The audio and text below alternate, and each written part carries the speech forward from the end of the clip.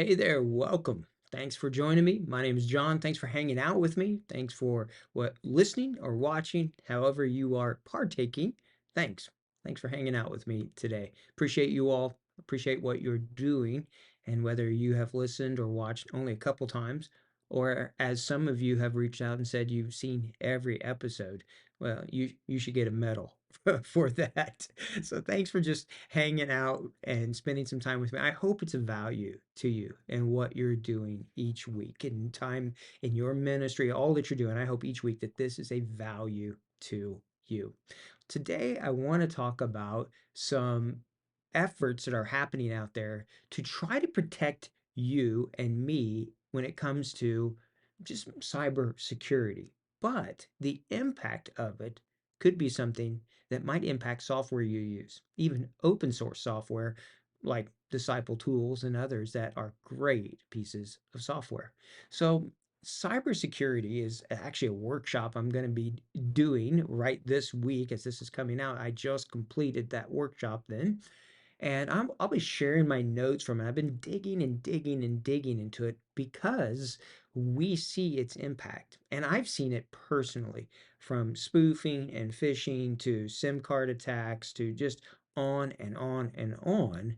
When you are visible, you become a target.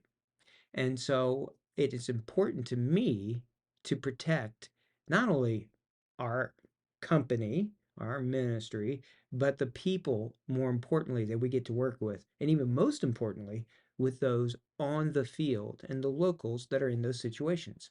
So I applaud anyone who's trying to help when it comes to cybersecurity.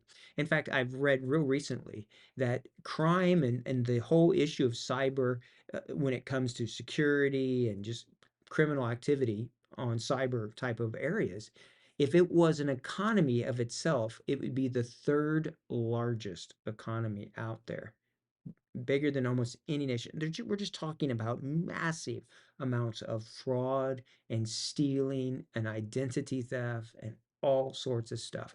So the Cyber Resilience Act, the Cyber Resilience Act is an effort in the European Union to try to make sure that as a world that we live in where everything is connected together, so our cell phones to our computers, to our houses, to Alexa to turn on the lights, to refrigerators, to coffee pots, everything, your cars, all of these things are interconnected together.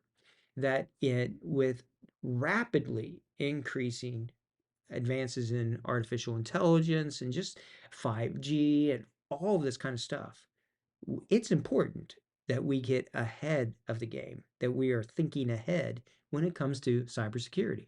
So the European Union has this whole area that they're looking into, which is called the Cyber Resilience Act, CRA. And the effort in that is to be able that any network connected hardware, and here's the key thing, and software meets essential cybersecurity requirements. And so if this is going to be sold or used in the European market. And the thing is, you might go, well, okay, well, I'm not in the European market, so it doesn't matter to me. Things that happen there have an impact and a ripple impact all the way around the world. All the way over in Asia, you'll see Japan and other countries who are using a lot of those same standards, or sometimes even taking it further.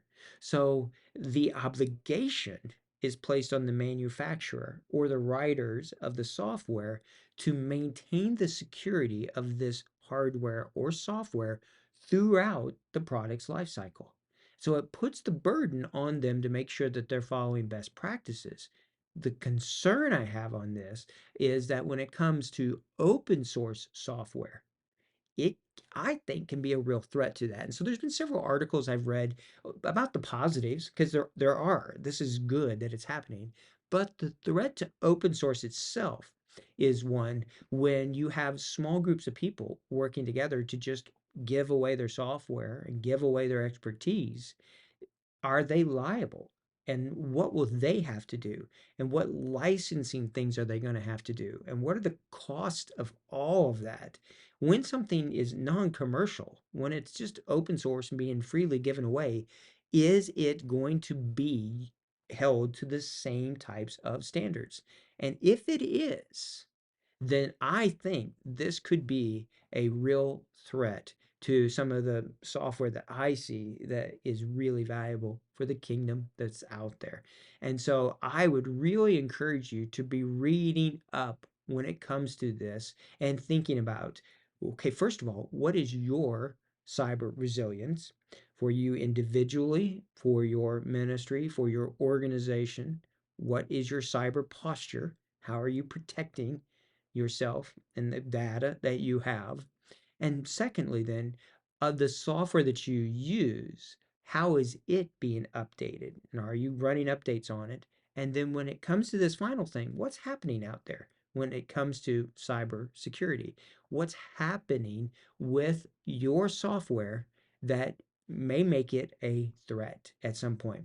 So this is just something that is come up on my radar. It's something that I'm looking at and thinking through, and I hope that you do as well. We'll be sharing the full talk about cybersecurity practices here in the near future. We're going to have that one out there. We have a whole document. It's about 40 pages long, just of practical cybersecurity things you can do to protect yourself, your ministry, your organization, whatever that you have. It's really, really important. And I hope that you and I take it that way, that we're really serious about it. But you might just type in this Cyber Resilience Act if you live in the EU and keep tabs of it. Because as this is being debated, if this comes to law, this may impact even what software becomes available for you to use in your context there.